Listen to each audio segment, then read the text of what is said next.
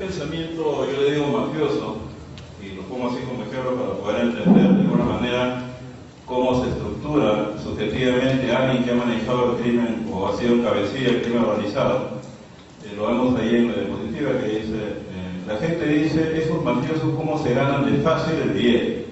Coloquialmente ahora es el mafioso, ¿no? Sí, esta es una plata muy trabajada, ¿no? Es decir, muy difícil conseguirla, muy bien trabajada, porque para salir adelante en una empresa, ahí pongo la definición de empresa, porque una de las caracterizaciones que se hace el crimen organizado es como una empresa criminal, asimilándola a una empresa de carácter comercial, ¿no? Legal. Dice, usted tiene que tener mentalidad industrial.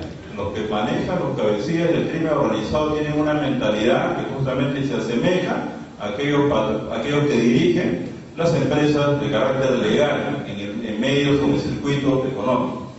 Dice, esto no es coger el kilito de perico y decirle a un marinero, lléveselo y vende. O sea, no es una cosa tan sencilla, ¿no? La mercadería.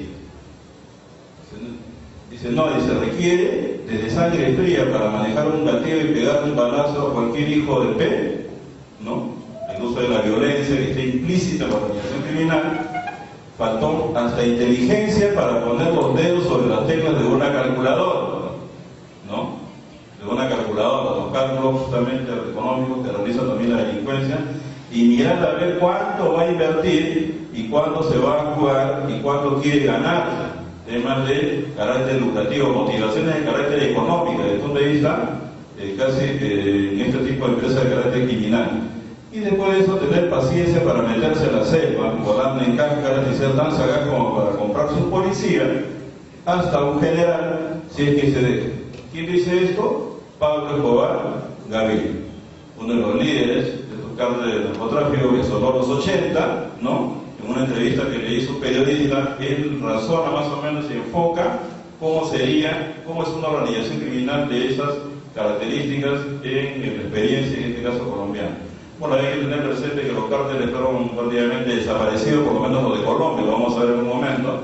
Actualmente son inexistentes, pero en los 80 tuvieron un apogeo el cártel de Medellín y el cártel de Cali, ¿no? Que dominaban todo lo que era el manejo de la cocaína y el traslado hacia los Estados Unidos y a Europa. Pablo Escobar Gaviria llegó a convertirse en un enemigo público número uno, se insertó en instituciones públicas, llegó a ser un suplente de una diputación en el Congreso colombiano. Y eso vamos a ver como uno de los elementos del crimen organizado, cómo se penetra en las estructuras legales tanto estatales como también empresariales legítimas para poder, ¿no?, proteger y tutelar los propios negocios de carácter ilegal. Y llegó a Estados Unidos en aquella época, sacó una norma de extradición de narcotraficantes colombianos para llevarlos a los Estados Unidos y juzgarlos.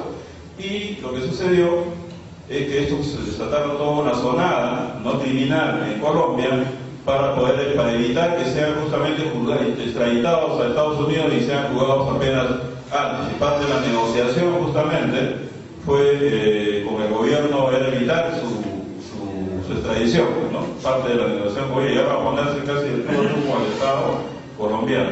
Y llegaron a cometer pues aparte de los crímenes que cometieron, ahí mataron a Rodrigo Lara Bonilla, que era ministro de Justicia de Colombia, una persona bastante joven, a 42 años, que luchaba, ¿no?, contra este tipo de pajero que en los 80 asoló Colombia. Creo que ese fue el punto de quiebre, porque de ahí se desató toda una cacería contra los cárteles, porque, como le digo, llegó una etapa de negociación para no llevarlos, pero sí meterlos presos, ¿no? Y los colombianos llegaron a meter a Pablo Escobar, parte de su negociación estuvo en una cárcel dorada. Sin embargo, de esa cárcel dorada seguía manejando los vínculos con su organización criminal, y después se escapó, fue perseguido por la policía y ultimado cuando ya no, la persecución, ¿no? Entonces, así terminó Pablo Escobar Gaviria, y su pensamiento que yo lo pongo como referencia de cómo se moviliza el fenómeno criminal, el fenómeno mafioso.